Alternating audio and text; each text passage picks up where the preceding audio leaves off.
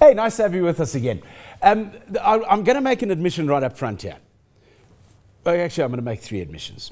Firstly, what we're talking about today, thank you very much to my producer, Nadira Peer, I know nothing about, absolutely nothing about, and I don't pretend to know anything about it. That's why I'm quite excited about it, because I like learning about new things. Having said that, there are 2 things that I hate. One of them is motivational speakers, and the other one is team building exercises, okay? Can't stand them. Now, somehow, and I may be right, I may be wrong, I'm sort of linking these to that sort of area, which means that having said I'm excited about it, I'm going into it with a little bit of a negative here, okay? We're talking about something called gamification. You probably haven't heard of the word. It sort of only came to the surface in the States in 2009, and it's now come to South Africa in the form of Darryn and Berg, who is the visionary MD, and Bronwyn van Berg, who is the creative director of a company called Passion for Development, and they're involved in this thing called gamification. Darryn, I'm going to start with you. I've trolled the internet, I've tried to find out what it's all about. There's not a hell of a lot of information about this concept that you're bringing to South Africa. What is it? Okay, so Jeremy, gamification for us is a progressive tool that engages loyalty and engages consumers, current consumers, and helps companies to utilize information more and get them more interactive with the company. And it also is a tool that will help companies to engage the oncoming storm. Okay, before we get to the storm. Yes. Let's just go through the nice weather here first, because I've asked Darryn to explain it. Now, Bronwyn, you explain it, because I didn't understand what he was saying. Okay. And females always have a way of explaining things a lot better than males. Okay, well, for me, gamification is a tool. It's using the game techniques or the components of games to get people to interact and engage. And really to make things fun. So, for example, things like leaderboards, badges, point systems, where people are able to connect with something and enjoy it. It becomes a fun user experience, and that, really. So, okay, I'm going to use psychology here and answer back, and you tell me if this is like marriage counseling. I'm going to tell you what I've heard, and you tell me if I'm hearing right here. Are you saying that you're taking what we would probably perceive as something that doesn't really interest us or something that is mundane, and you're attaching something to it to try and engage us in it so that we are, firstly, excited about being part of it, but secondly, we're actually passing on a bit of intellectual capital here to some other party. Bingo. Yeah, that's it. It's a win-win. Okay. Yeah. How do you do that?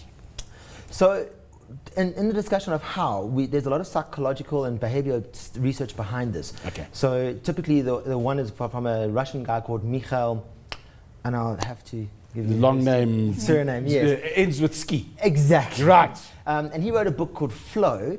And what Flow is, it's about, it builds in 2 quadrants. And the first quadrant is in terms of skill level, and the second quadrant is in terms of challenge. So what you typically find is if you start something, there is a challenge attached to it. If your skills grow too quickly toward the challenge, it becomes too easy. You get bored and you drop off. Okay. Vice versa. If the challenge grows too quickly for the skill, you get anxious.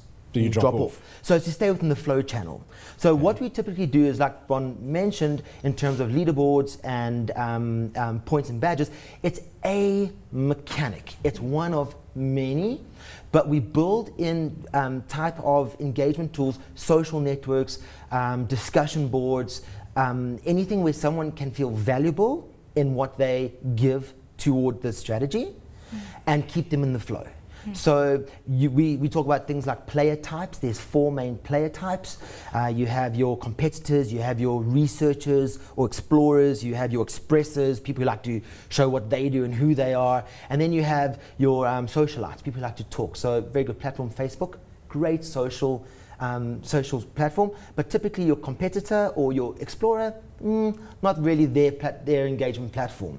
And what gamification does is it looks to build for whatever it is you want to achieve, whatever change of behavior you're trying to achieve, and applying the right mechanics. Jeremy, one of the scariest things at the moment is that the research is showing that by 2015, 80% of gamification strategies will fail, because they are built typically in terms of, it's a game, so it's got to be competitive. And a lot of your players aren't competitive. In fact, there's enough to show that social is the current black, is the new black. You know, it's that social interaction that people are looking for. So typically when you build whatever you build, example, you want to increase your customer services in terms of better call center phone. You know, we want our call center agents to do better phone calls. Okay, right. You would build a gamification platform in terms of, showing them how they're doing, how well they're doing, how they fit into the bigger picture, how their phone calls are helping themselves and the company. You build a mastery in terms of, I'm mastering something on my own, not necessarily because my company's asking me to. And by building those mechanics, you're getting more interaction from your people. Okay. Sorry. No. You carry on. You're on your own planet. That's fine. You carry on. Bron, let's come back to the reason behind it. How do you actually put something in place? I'm trying to get to grips with this. I phone you and I say, I've got a problem. I want, let's use the call center as an example as it's come up. I've got a call center. I want to optimize my call center. Okay.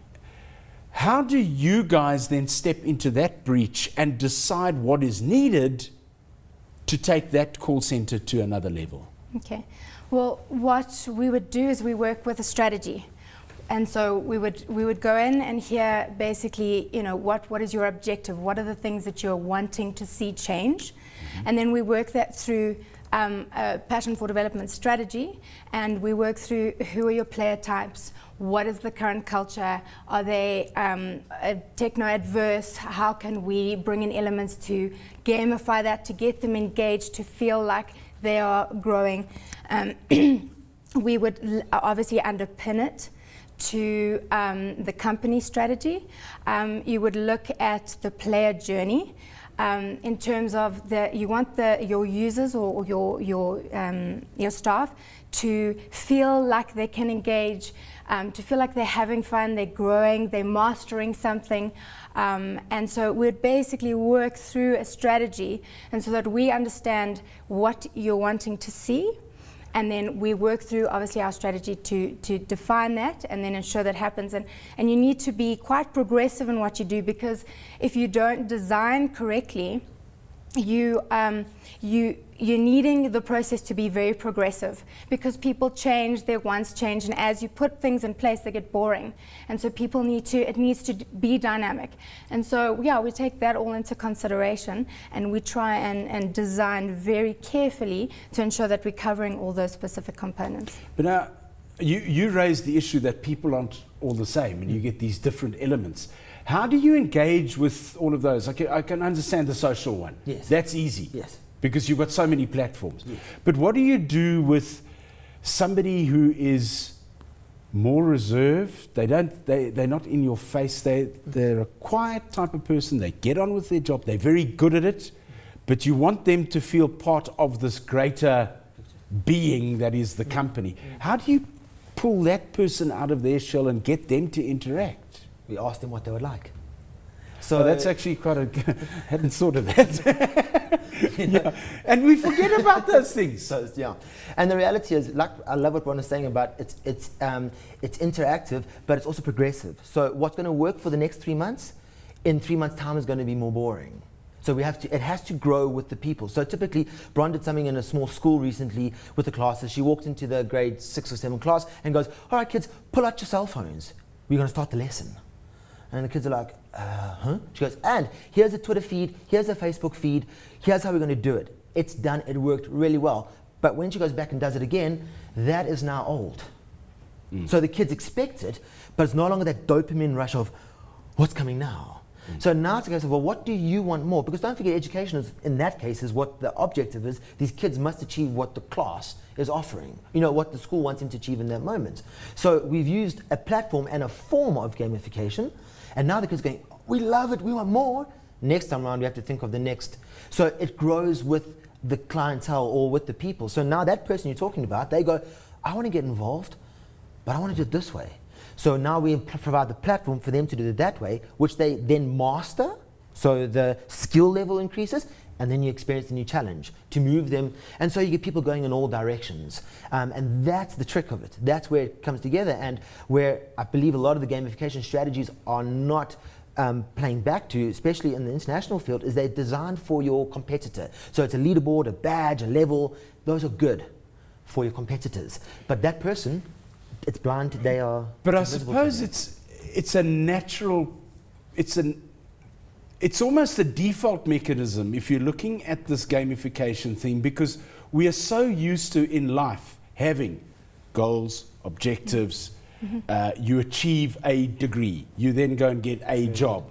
So there are these defined areas within which we work. Absolutely. Already, yeah. There's that already. How do you break out of that mold? Well, I don't know if we necessarily want to break out of that mold. I think... Is it adjusting the mold?